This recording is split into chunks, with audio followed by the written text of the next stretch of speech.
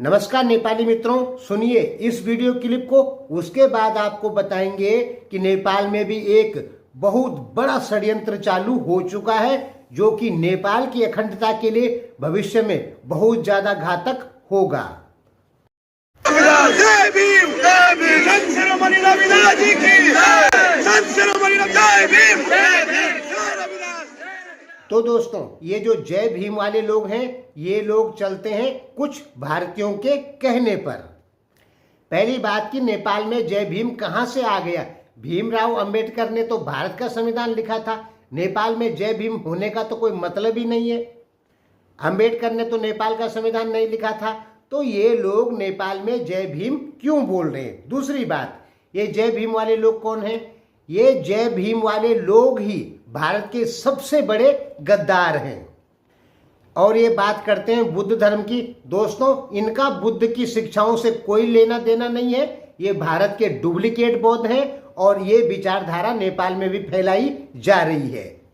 इनका मुख्य काम है हिंदू विरोध करके इस्लाम, ईसाईयत और कम्युनिस्टों का साथ देना। अब ये विचारधारा नेपाल में चालू हो चुकी है। आपको तो पता है कि नेपाल में इस्लाम धर्म को मानने वाले लोग आजकल पावर में आने लग गए हैं। अभी उनकी जनसंख्या केवल 6-7% है, लेकिन ये मत सोचना कि 6-7% है। ये भीम वाले लोग भी उन्हीं का समर्थन करते हैं जैसे भारत में है। सीधा आप समझ लीजिए कि नेपाल की डेमोग्राफी चेंज होने वाली है। कैसे चेंज होने वाली है? अब नेपाल में भी जो असली हिंदू लोग हैं वो धीरे धीरे अल्पसंख्यक हो जाएंगे। आने वाले कुछ साल में भारत में भी अल्पसंख्यक हो जाएंगे, कारण जय भीम वाले लोग भारत में 32% है। नेपाल में कितने परसेंट होंगे जय भीम वाले लोग? अभी तो बहुत कम है, लेकिन धीरे धीरे विचारधारा चेंज कर दी जाएगी और सारे यादव, कुर्मी, पटेल यानी मधेश की एक बहुत बड़ी जनसंख्या जय भीम का समर्थन करने लग जाएगी। भारत में दोस्तों बिल्कुल यही हो रहा है। अभी नेपाल के यादव अपने को पक्का हिंदू कहते हैं, लेकिन भारत के बहुत ज्यादा यादव अब हिंदू धर्म के विरोधी होने लग गए हैं। ऐसे ही नेपाल में होगा। आने वाले समय में आप देखेंगे कि पटेल, कुर्मी, जो जातियां होती है नेपाल में, मधेशियों की, यादव, ये लोग सब जय भीम का समर्थन करने लग जाएंगे। अभी नहीं करते हैं लेकिन करेंगे, क्योंकि उपेंद्र यादव जैसे नेता इन लोगों के साथ में मिल चुके हैं।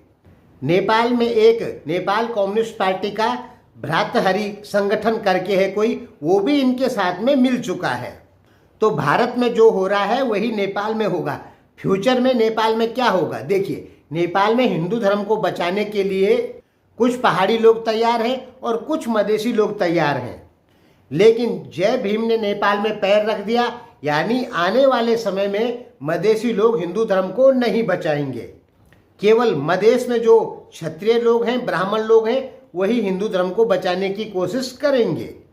बाकी जो और लोग हैं, यादव, पटेल, कुर्मी, क्या क्या बोलते हैं, मैं पहाड़ी हूं इसलिए इन लोगों की जातियां नहीं जानता हूं। कहने का मतलब है कि मधेश में ब्राह्मण, क्षत्रियों को छोड़ के और जो जातियां हैं वो जय भीम का समर्थन करेगी।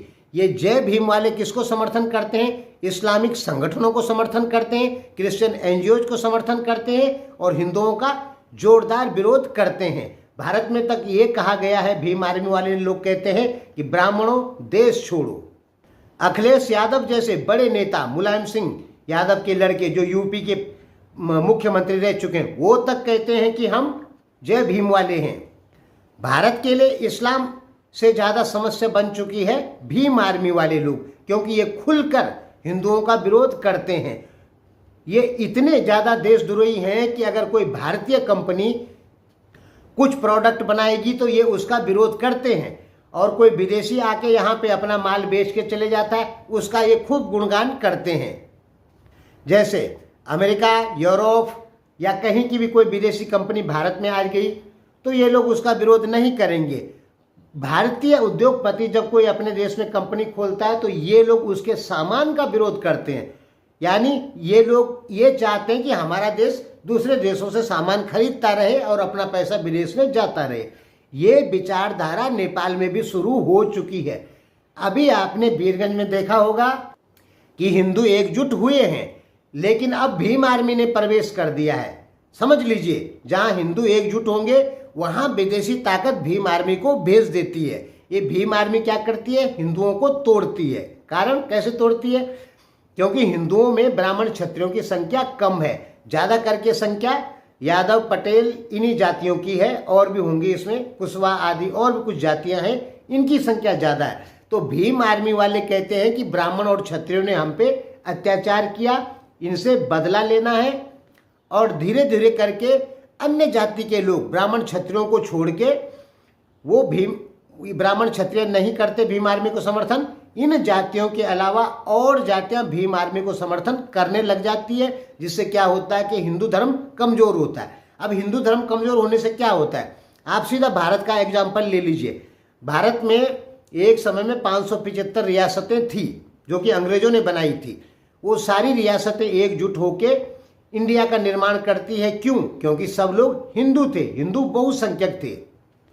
लेकिन जब हिंदू सारे जगह जगह टूट जाएंगे, कम हो जाएंगे, कहीं कम जब हिंदू होंगे तो देश भी टूट जाएगा। कारण शक्ति संतुलन बराबर हो जाएगा। अभी क्या है कि हिंदुओं के पक्ष में 80% हिंदू है, तो शक्ति संतुलन हिंदुओं के पास में है, इसलिए 20% लोग अलग देश नहीं ले सकते। लेकिन जब 50-50% लोग हो जाएंगे तब तो अलग देश की मांग कर सकते हैं। तो ये भारत में भी होगा और नेपाल में भी होगा। आज नहीं होगा तो 20 साल बाद होगा, मतलब उसकी शुरुआत हो चुकी है नेपाल में भी। आने वाले 10-20 साल में आप ये देखेंगे कि नेपाल का मधेश एरिया जय भीम वालों के अंडर में चले गया, केवल ब्राह्मण और क्षत्रियों को छोड़ के। ये जो जय भीम वाले लोग हैं ये वही काम करते हैं जो नेपाल में मंगोल नेशनल ऑर्गेनाइजेशन करती है, वही काम ये जय भीम वाले भारत में करते हैं। अब देख लीजिए आप, मंगोल नेशनल ऑर्गेनाइजेशन जमकर विरोध करती है नेपाल में राजा का, नेपाल में हिंदू धर्म का, नेपाल में ब्राह्मणों का, नेपाल में क्षत्रियों का। ये मंगोल नेशनल ऑर्गेनाइजेशन करती है ना। और Mongol national organisation Christian NGO को ज़्यादा समर्थन करती है, इस्लाम का विरोध नहीं करती, चाहे इस्लाम कितना भी आतंकवाद फैलाए। मंगोल नेशनल ऑर्गेनाइजेशन हिंदुओं को आतंकवादी कहती है, वैसे ही जय भीम वाले लोग भी हिंदुओं को आतंकवादी कहते हैं, ब्राह्मण और क्षत्रिय को। नेपाल में 81% लगभग हिंदू हैं, भारत में भी लगभग 80 से थोड़ा कम 79% लगभग हिंदू हैं।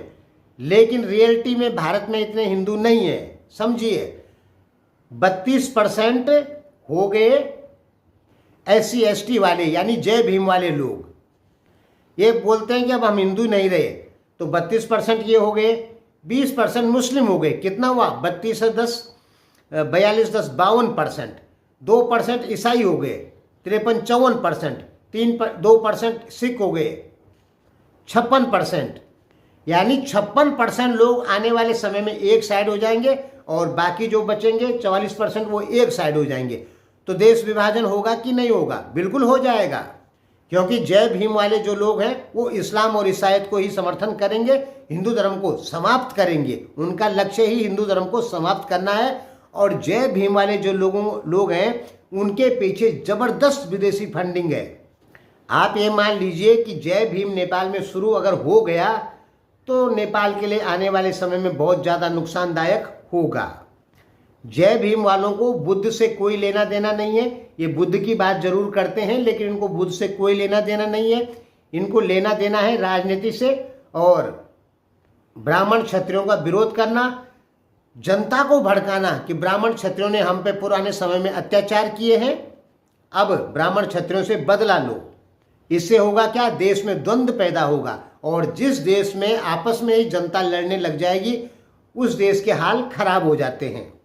तो नेपाल सरकार को जय भीम जैसे संगठनों को पूरी तरीके से बैन कर देना चाहिए, क्योंकि ये राष्ट्रवादी लोग नहीं होते हैं, इनके पीछे विदेशी फंडिंग होती है। देखिए, ब्राह्मण क्षत्रियों में मान सकते हैं कि कुछ लोग देशद्रोही होते हैं, ठीक है, कुछ नेता जो विदेशी इशारे पे चलते हैं, लेकिन सभी ब्राह्मण क्षत्रिय ऐसे नहीं होते, क्योंकि ब्राह्मण क्षत्रियों ने भारत को भी बसाया है, नेपाल को भी बसाया। वो लोग सोचते हैं कि हमारा देश एक रहे।